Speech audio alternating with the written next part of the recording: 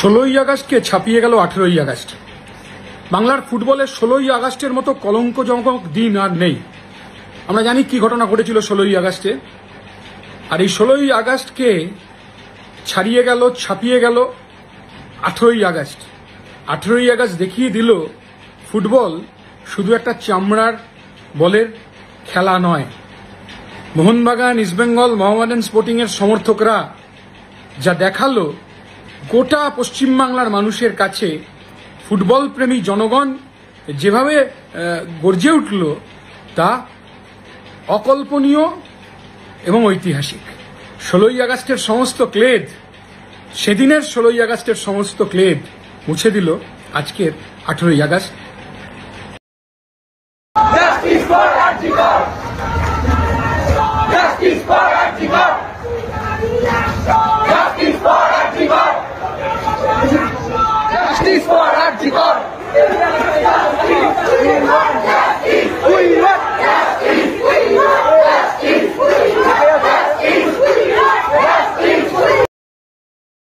একত্রিত হয়েছিল ইস্টবেঙ্গল, মোহনবাগান যারা সাপোর্টার, তারা সকলে নির্বিশেষে প্রতিবাদ জানানোর জন্য ওখানে একত্রিত হয়েছিল। পুলিশ সেখানে ছত্রভঙ্গ করার জন্য ব্যাপক লাঠিচার্জ করছে। কি বলবেন এই গোটা বিষয়টা নিয়ে? যখন ঘটি বাঙাল এক স্বর আরজিকর হচ্ছে, তাহলে আমরা সবসময় জানি ফুটবলের মাঠে এই গ্যালারি আর ওই গ্যালারির মধ্যে রেষারেষি হচ্ছে, খেলোয়াড়দের মধ্যে খেলা হয়।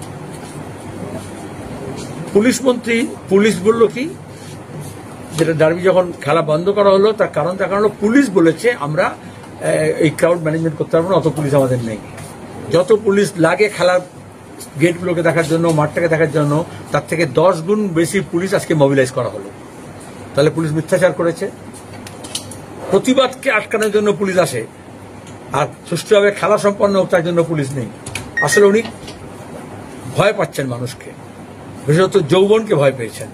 কারণ খেলা মাঠে যারা যাবে তারা আওয়াজ তুলতো গোটা বিশ্বের সামনে যে আরজিকরের জন্য বিচার চাই। মমতা ব্যানার্জি এটা শুনতে চাইছেন না, দেখতে চাইছেন না, কারণ উনি বিচারটাকে দিতে চাইছেন না, মামলাটাকে ঘোরাতে চাইছেন এই পুলিশকে দিয়ে। এই জন্য পুলিশ মন্ত্রীর পদত্যাগ করতে হবে, এবং যতজন আহত হচ্ছে আমি তাদেরকে বলবো সরকারি হাসপাতালে যাবেন না, কারণ পুলিশ সেখানে তাদেরকে সবাইকে গ্রেপ্তার করবে। এটাই তো হচ্ছে প্রতিবাদকে বন্ধ করার জন্য করে। আমরা স্ট্রাগলিং ডক্টরসদের কাছে আপিল করব, জুনিয়র ডক্টরদের কাছে আপিল করব, এবং বিভিন্ন স্বেচ্ছাসেবী প্রতিষ্ঠানকে আহ্বান করব, যত ইনজোর্ড হবে এই আন্দোলনে তাদের চিকিৎসার দায়িত্ব আমরা নেব, তারা নেবেন, এবং আইনি সহায়তা আমরা দেব।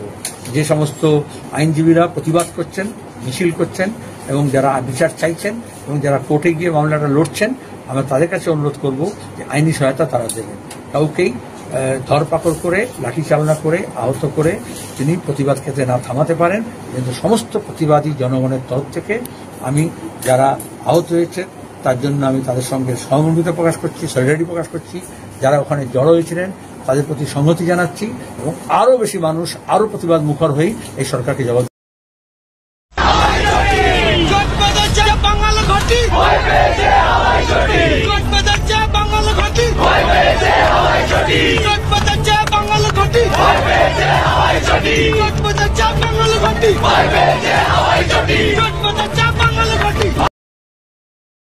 তারা কি করে পুলিশের সামনে ভাঙচুর করলো, ভিতরে ঢুকে গেল, আমাদের তো প্রশ্ন করতে হবে।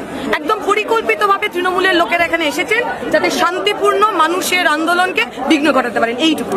মুখ্যমন্ত্রী বলছেন, আর আমরা কিচ্ছু শুনতে চাই না। মুখ্যমন্ত্রী কি বলছেন আমাদের কিচ্ছু যায় আসে না। ওনার মতো একটা অ্যাবসলিউট খারাপ মানুষ আমরা জীবনে দেখি। সাধারণ মানুষ রাগে দুঃখে যন্ত্রণায় রাস্তায় নেমেছে, আর উনি গুন্ডাদের পাঠিয়েছেন যাতে ঝামেলা করে